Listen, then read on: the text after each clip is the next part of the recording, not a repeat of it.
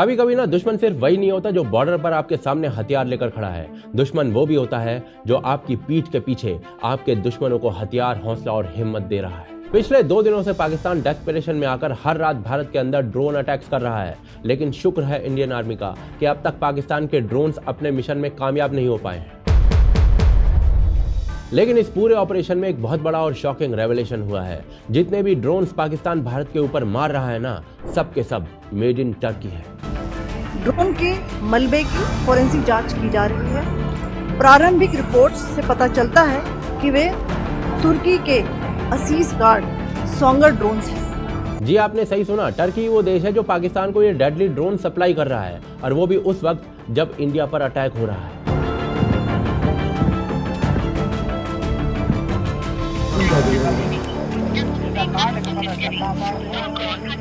और भाई साहब, बात यहीं पर खत्म नहीं होती है। ये बात और सीरियस हो जाती है जब टर्की ओपनली पाकिस्तान के साथ खड़ा हुआ दिखता है। टर्की का लीडर एर्डोगन खुद पब्लिकली पाकिस्तान को फुल सपोर्ट देने की बात कर चुका है, चाहे वो कश्मीर का मुद्दा हो या फिर पहलगाम जैसे टेरर अटैक्स के बाद का नैरेटिव हो। लेकिन सबसे ज्यादा शौक तब लगता है जब ये याद आता है कि ये वही टर्की है जिसे भारत ने हर मुश्किल वक्त में मदद दी है, चाहे 2023 के अर्थक्वेक के बाद ऑपरेशन दोस्त हो या फिर उसकी इकोनॉमी में टूरिज्म और ट्रेड के जरिए दिया गया सपोर्ट हो। इंडिया ने हर बार अपना फर्ज निभाया है। और बदले में टर्की ने क्या दिया है? पाकिस्तान के टेररिस्ट को ड्रोन्स और इंडिया के दुश्मनों को डिप्लोमेटिक कवर। तो आज के इस वीडियो में हम सिर्फ पाकिस्तान के ड्रोन अटैक्स की बात नहीं करेंगे, बल्कि उसके असली बैक स्टेज डायरेक्टर यानी कि टर्की का पोस्टमार्टम करेंगे। आखिर क्यों टर्की पाकिस्तान के साथ खड़ा है? क्या टर्की हिंदुओं को अपना दुश्मन मानता है? अगर हाँ तो क्यों? क्या टर्की सच में चाहता है कि इंडिया डिस्टेबलाइज हो? और सबसे इंपॉर्टेंट, टर्की का असली एजेंडा क्या है? चलिए इन सब सवालों के जवाब ढूंढते हैं।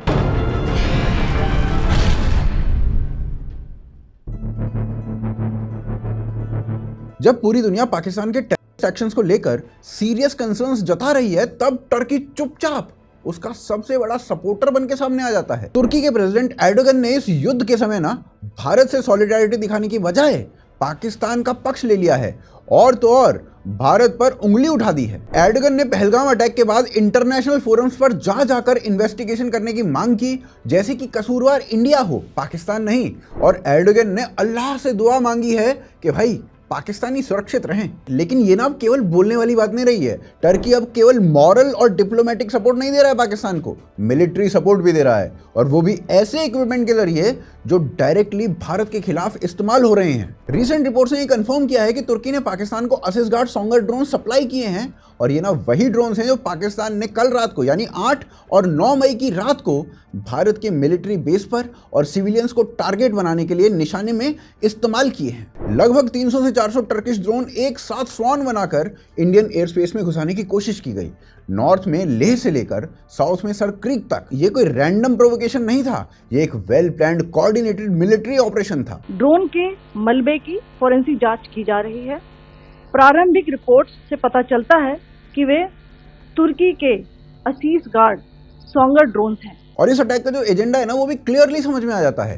पहला एजेंडा ये था कि ऑपरेशन सिंदूर के थ्रू इंडियन आर्मी ने जो स्ट्राइक्स किए हैं उसका बदला सिविलियंस से लेना। और इसका दूसरा एजेंडा ये था कि इंडियन एयर डिफेंस और आर्टिलरी सिस्टम को ओवरवर्क करा के उन्हें एग्जॉस्ट कर देना, ताकि पाकिस्तान एक बड़ा एयर ऑफेंस भविष्य में बिना रेजिस्टेंस के एग्जीक्यूट कर सके। साथ ही साथ इसी दौरान ना टर्की की जो मिलिट्री मूवमेंट है वो भी शार्पली बढ़ गई है। रिपोर्ट्स के अनुसार टर्की के 6 मिलिट्री एयरक्राफ्ट पाकिस्तान में लैंड हुए हैं, जिनमें वेपन्स और स्ट्रैटेजिक इक्विपमेंट्स भरे हुए थे। और इसी ड्यूरेशन में टर्किश नेवी का वॉरशिप टीसीजी बुयुकादा वो भी कराची पोर्ट पर डॉक किया गया था। टर्की ने ना इसे बेसिकली रूटीन डिफेंस एक्सरसाइज का हिस्सा बताया है, लेकिन जब पूरा रीजन टेंशन में हो और पाकिस्तान भारत पर ड्रोन अटैक कर रहा हो, तब ना इन फ्रेंडली विजिट्स पर भरोसा करना बहुत मुश्किल हो जाता है। तो जो बात इन सबसे साफ है वो ये है कि तुर्की ने पाकिस्तान को सिर्फ ड्रोन्स नहीं दिए, उसने physical military presence, logistical support और पॉलिटिकल कवर सब कुछ दिया है। और ये सब कुछ ना उस वक्त हो रहा है जब भारत अपने सिविलियंस को टेररिस्ट अटैक से बचाने में लगा हुआ है। पर यहाँ पर ना प्रश्न ये उठता है कि आखिर तुर्की का इतना पाकिस्तान प्रेम क्यों जाग रहा है? क्यों वो भारत के इतना खिलाफ है, जबकि भारत ने ना जाने कितनी ही बार अपनी दोस्ती का हाथ तुर्की के सामने बढ़ाया है? आइए इसका असली रीजन अगले अध्याय में जानते हैं। देखिए, भारत पर इस समय जितने भी ड्रोन्स दागे जा रहे हैं ना, सब टर्की से आ रहे हैं। पर ऐसा नहीं है कि टर्की का ये जो सपोर्ट है कोई नया है पाकिस्तान के लिए। 1947 में पाकिस्तान बनते ही टर्की उन देशों में था जिन्होंने पाकिस्तान को रिकॉग्नाइज किया सबसे पहले और यूएन का मेंबर बनने में भी हेल्प की। इवन पाकिस्तानियों को अपनी करेंसी छापनी नहीं आती थी, तो टर्की शुरू में उनकी करेंसी छाप रहा था। 1950 के दशक में दोनों देशों ने एक दूसरे के साथ डिफेंस पैक्ट साइन कर लिया था और 1964 में इकोनॉमिक कोलैबोरेशन साइन कर ली थी और ये क्लोजनेस ना धीरे धीरे बढ़ती गई इन दोनों के बीच में। बस इसी क्लोजनेस के चक्कर में ना पाकिस्तान हमेशा टर्की को साइप्रस पर कब्जे के लिए सपोर्ट करता है और टर्की जो है ना वो पाकिस्तान को कश्मीर के मुद्दे पर सपोर्ट करता है। धीरे धीरे पाकिस्तान और टर्की के बीच में दोस्ती इतनी बढ़ गई कि 2018 में टर्की ने यूएस और यूके के उस मूव को ब्लॉक कर दिया जिसमें पाकिस्तान को उन देशों की लिस्ट में डाला जा रहा था जो आतंकवाद की फंडिंग नहीं रोक पा रहे थे। इस मूव में ना चीन और सऊदी भी पाकिस्तान को सपोर्ट कर रहे थे। बाद में ये दोनों तो पीछे हट गए, टर्की फिर भी पीछे नहीं हटा। पाकिस्तान ने इसके बदले अपने देश में सपोर्ट टर्किश लीरा जैसे कैंपेन चला दिए ताकि यूएस ने टर्की पे जो सैंक्शंस लगाए थे ना उससे टर्की को राहत मिल जाए। वैसे तो इन दोनों की दोस्ती के बड़े किस्से हैं, पर जब से एर्डोगन टर्की का बाप बना है ना तब से पाकिस्तान से दोस्ती कुछ अलग लेवल पर पहुंच गई है। बंदा 3 बार पाकिस्तान की संसद में जाकर भाषण देकर आया है। पर भाई साहब अब आपके दिमाग में सवाल आ रहा होगा कि ये जो दोस्ती है तो भारत के साथ भी हो सकती थी, क्यों नहीं हुई? इसके लिए ना इतिहास में थोड़ा और पीछे चलते हैं। ऑटोमन साम्राज्य का नाम सुना है आपने? ये सारा हरा हरा एरिया जो आपको इस समय स्क्रीन पर दिख रहा है ना, ये ऑटोमन साम्राज्य में आता था। सऊदी भी इसी साम्राज्य का पार्ट था एक समय, मक्का मदीना भी, और ये सारा एरिया जो है ना इसे कंट्रोल किया जाता था राजधानी इस्तांबुल से। इजी वर्ड्स में ये समझ लीजिए कि इस पूरे ऑटोमन सल्तनत पर टर्क्स राज किया करते थे और 1299 से लेकर 1922 तक कॉन्टिन्यूसली ये पूरा ऑटोमन साम्राज्य एक सल्तनत के रूप में चलता रहा था। इस सल्तनत की ताकत इतनी थी कि इसके सुल्तान को इस्लाम का खलीफा माना जाता था। फर्स्ट वर्ल्ड वॉर के बाद ऑटोमन साम्राज्य बिखर गया और इसके बिखरने के पीछे पता है कौन थे? हिंदू और सिख। 23 सितंबर 1918 को ब्रिटिश इंडियन आर्मी की तरफ से लड़ रहे हिंदू और सिखों ने हाफिया के युद्ध में ऑटोमन साम्राज्य को घुटने पर लाकर तोड़ दिया था। यह डिफीट इतनी बुरी थी ऑटोमन्स के लिए कि इसके लिए ट्राउंचिंग जैसे शब्दों का यूज किया जाता है। पर जहां भारत का हिंदू और सिख इन तुर्कों के साम्राज्य को तोड़ रहा था ना, भारत में मुस्लिम्स का एक बहुत बड़ा वर्ग भारत के अंदर ही आग लगा रहा था, दंगे कर रहा था और ब्रिटिश साम्राज्य को फोर्स कर रहा था कि ऑटोमन सल्तनत को ना तोड़े। इसे ना आज खिलाफत मूवमेंट के नाम से जाना जाता है। वैसे था तो ये कैलिफेट या खलीफा, पर अब इसे खिलाफत ही कहते हैं। आप सोचिए कि इस आंदोलन को करते समय हजारों हिंदुओं को मार दिया गया था ताकि टर्की में जो सुल्तान खलीफा है ना उसका शासन बना रह सके। तो भाई साहब यहाँ से क्या समझ में आता है? भारत के हिंदू ने ऑटोमन साम्राज्य को हराकर उसको तोड़ दिया और भारत के मुस्लिम पक्ष ने इस सल्तनत के लिए आंदोलन और दंगे कर डाले। आगे चलकर 1947 में दुनिया की नजर में यही हिंदू भारत बन गया और यही मुसलमान पाकिस्तान बन गया। टर्की कदाचित भूला नहीं है कि उसकी शान को तोड़ने वाले हिंदू सिख थे। टर्की का करंट बाप यानी कि एर्डोगन, ये वो बंदा है जो हागिया सोफिया चर्च को मस्जिद बना चुका है और इस बंदे के ऑटोमन साम्राज्य को रिवाइव करने या ऑटोमन साम्राज्य से इंस्पिरेशन लेने वाले विचारों के बारे में आप दुनिया भर के इसके स्टेटमेंट देख सकते हैं। अब आप खुद सोचिए कि ऐसा बंदा भारत से दोस्ती क्यों करेगा? क्योंकि भारत में उसे वही हिंदू दिखता है जिसने उसकी सल्तनत को तोड़ा था। हाँ, पाकिस्तान इस बंदे के लिए इसका जिगरी जरूर बन के रहेगा। सब कुछ इतिहास में है और उसी इतिहास का बदला आज टर्की पाकिस्तान को ड्रोन्स देकर ले रहा है भारत से। वो बात अलग है कि उसके ड्रोन्स भारत की धरती पर नहीं गिर रहे हैं क्योंकि भारत हवा में उनको निपटा रहा है। पर इस सबसे ना एक बात प्रूव हो जाती है, टर्की बेशरम और एहसान फरामोश देश है। टर्की चाहे जितनी बार भी पाकिस्तान के साथ खड़ा हुआ हो ना, इंडिया ने हर बार अपनी तरफ से दोस्ती का हाथ बढ़ाया है। जब 2023 में तुर्की में भयानक भूकंप आया था तो सबसे पहले मदद के लिए जो देश खड़ा हुआ था वो भारत था। India has extended its helping hand to the quake-hit countries of Syria and Turkey.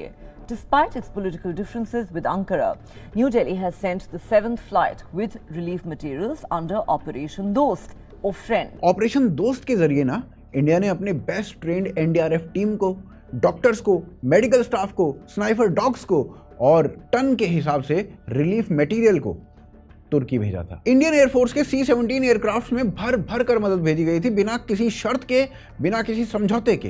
Turkey के एम्बेसडर ने उस वक्त खुद भारत का पब्लिकली शुक्रिया अदा किया था। और केवल हेल्प नहीं, भारत ने ट्रेड और टूरिज्म में भी टर्की का हमेशा साथ दिया है।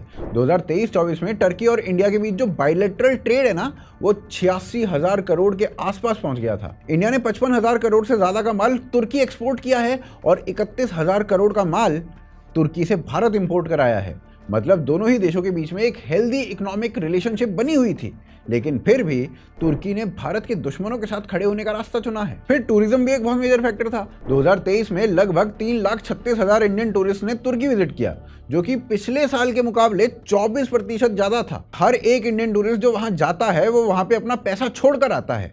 यानी लोकल इकोनॉमी को बूस्ट मिलता है। होटल, ट्रांसपोर्ट, रेस्टोरेंट, शॉपिंग, इन सब में भारत का पैसा टर्की की इकोनॉमी को लाभ पहुंचाता है। लेकिन इसके बदले में तुर्की ने क्या किया? तुर्की ने इस सब का जवाब हर बार केवल और केवल बिट्रेल देके दिया। ऑपरेशन दोस्त के कुछ महीने के बाद भारत के खिलाफ यूएन में वोटिंग कर दी। भारत से आए पैसों का एक हिस्सा इनडायरेक्टली उन सिस्टम्स में जा रहा है जो इंडिया के खिलाफ हो रहे हैं। पाकिस्तान को फंड करना, उन्हें डिफेंस सप्लाई करना, ये भारत के खिलाफ ही है, भारत के साथ नहीं है। इसलिए ना प्रश्न ये उठता है कि हम अपने इमीडिएट नेबर्स के हॉस्टाइल बिहेवियर के बारे में तो सोचते हैं, पर टर्की जैसे देशों के बारे में बात नहीं करते हैं, जिनके सपोर्ट से पाकिस्तान इतना कूदता है, फांदता है। It's time for India to rethink on Turkey. आइए जानते हैं अगले चैप्टर में कि इंडिया को क्या करना चाहिए।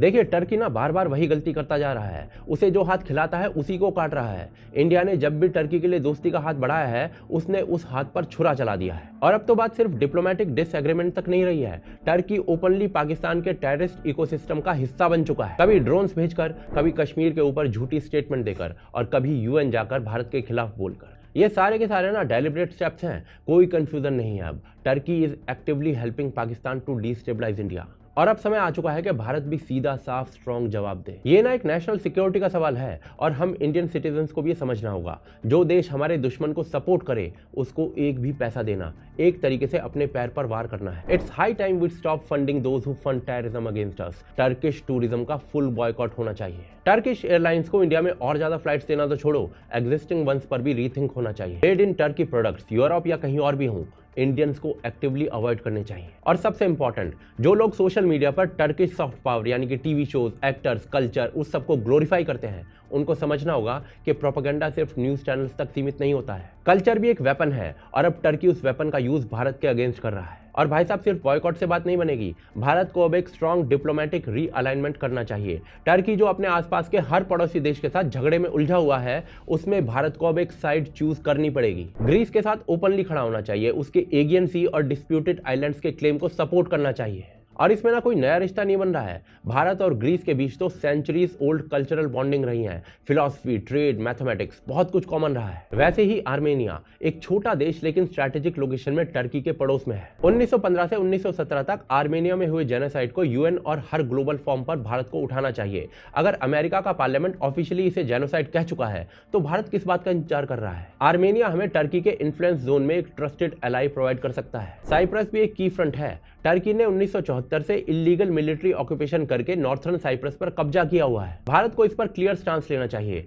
टर्किश ट्रूप्स का विड्रॉल होना चाहिए और इसकी डिमांड जो है सभी ग्लोबल फॉर्म्स पर कंसिस्टेंटली उठाई जानी चाहिए। और कुर्दिश इशू, टर्की ने अपनी कुर्दिश पॉपुलेशन के साथ बर्बरता की सारी हदें पार कर दी। सीरिया और इराक में कुर्दों के ऊपर सालों से एयर स्ट्राइक्स और ग्राउंड अटैक्स हो रहे हैं। भारत को कुर्दिश फ्रीडम मूवमेंट को मोरल सपोर्ट देना चाहिए। जो टर्की दूसरों के इंटरनल मैटर्स में घुसता है, अब उसको भी फील होना चाहिए कि दुनिया उसके इंटरनल मैटर्स में घुस सकती है, नजर रख सकती है। अच्छी बात यह है कि नरेंद्र मोदी ने रिसेंट यूएन वीक में ग्रीस, आर्मेनिया और साइप्रस के लीडर्स के साथ मुलाकात करके एक सिंबॉलिक डायरेक्शन सेट कर दी है। पर अब सिंबॉलिज्म से आगे बढ़कर सब्सटेंस की जरूरत है। टर्की को समझना होगा कि भारत अब टॉलरेट नहीं करेगा, ना उनका डबल स्टैंडर्ड, ना उनका टेरर सपोर्ट और ना ही उनकी रिलीजियस बुलिंग। अगर टर्की सिर्फ एक बॉर्डरलेस एनिमी होता ना भारत के लिए, तब भी ठीक था, लेकिन अब वो एक ideologically motivated long term strategic threat बन चुका है। भारत को अपना स्टैंड लेना ही पड़ेगा, क्लियर, फर्म, अनअपोलोजेटिक।